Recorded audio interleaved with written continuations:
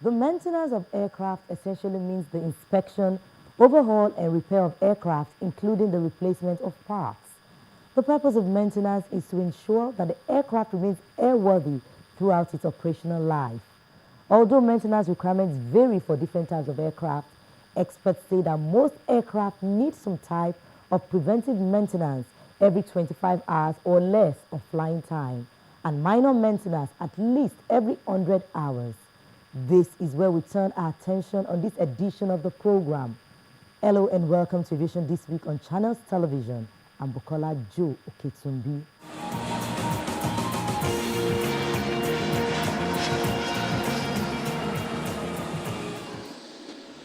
On the home front, it's good news for the country as the first Nigeria-registered commercial aircraft in 20 years made its way to the United States. The aircraft, belonging to Arik Air with registration number 5NJID, operated its scheduled Lagos-New York flight using an A330-200 staffed by a Nigerian crew. The airline's latest milestone was a result of almost 3 years' preparation, during which time the airline received a Part 129 approval from the U.S. Federal Aviation Administration and was also awarded the Extended Range Twin Operations approval.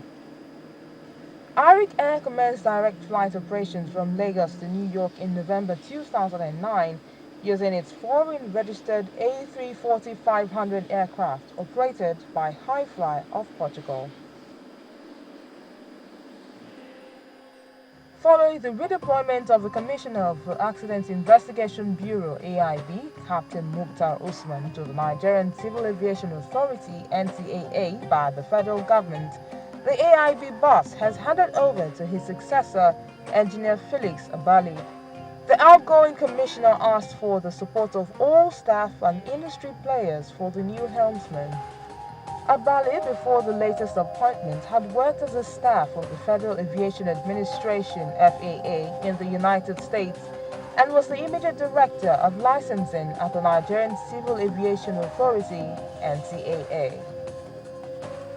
Away from home, where MROs are in, Falcon Aviation Services has formally opened its newly constructed 106,000 square foot authorized embryo service center at Batin Executive Airport in Abu Dhabi, making it one of the largest executive MROs in the Middle East.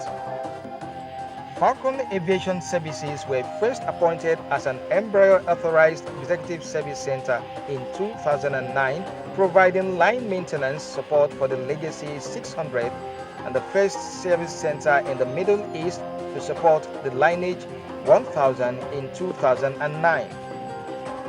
Falcon's service center features workshops, logistics facilities, a 55,000 square foot air-conditioned hangar, and a 25,000 square foot undercover wash bay which supports aircraft washing and detailing.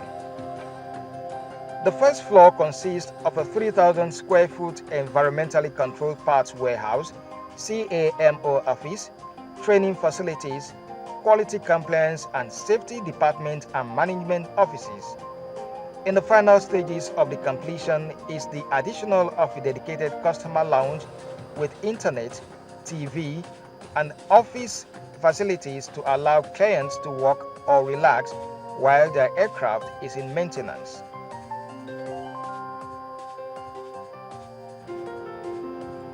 Newsflash hits the home stretch with aircraft manufacturers' projections for the future, especially in India. According to Airbus' latest market forecast, Indian carriers will require 1,290 new passenger aircraft valued at $190 billion between now and 2032 to satisfy surging annual demand.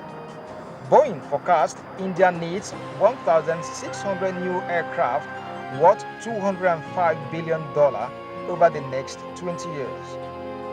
Airbus adds that the region will mainly require 73% of that 1,290 for growth and 27% for replacement aircraft and by 2032. In passenger traffic terms, Airbus states that domestic India is the fastest growing flow, increasing at almost 10% per year to to 2032.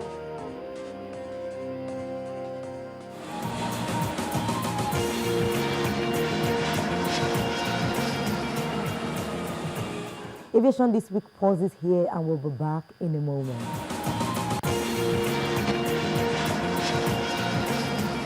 Returns is not a problem. Let me give you an example. When an aircraft lands, let's say an Embraer, you just tell the mechanic to go and put a pin on the undercarriage for it not to collapse on ground. Because if you make a mistake and operate some system in the cockpit, the aircraft can collapse on the ground. That mechanic puts in the pin and probably forgets removing the pin when the aircraft taxis out. When the captain reaches a certain level and wants to retract, and light shows to him that the pin is still, not even the pin is there, the undercarriage is not retract. He comes back within 5 minutes or 10 minutes to know why that light was showing. I've seen it happen before. When he comes back, the mechanic runs around to remove the pin. He goes out on his flight. That is human factor. But the pilot who came back did well to come back, because if he carries with the undercarriage down, flying consumes more fuel. Okay, another incident is captain taxis out, takes off, and gets false fire alarm. He tries his drills, he didn't go up, the alarm was still there. He comes back, he opened the engine cowling and found out that the fire line is short-circuited somewhere. Remove it. That wasn't any serious issue.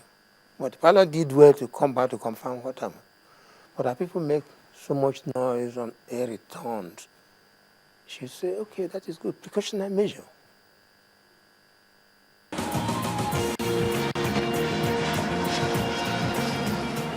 Welcome back. Maintaining any aircraft, whether 100 hourly or for pre-flight checks, is no mean business. Aviation This Week takes on an aircraft maintenance engineer who at a time worked with the defunct Nigeria Airways, Mr. Sherry Kiari. He tells us how the art of maintenance remains critical in the face of airline safety.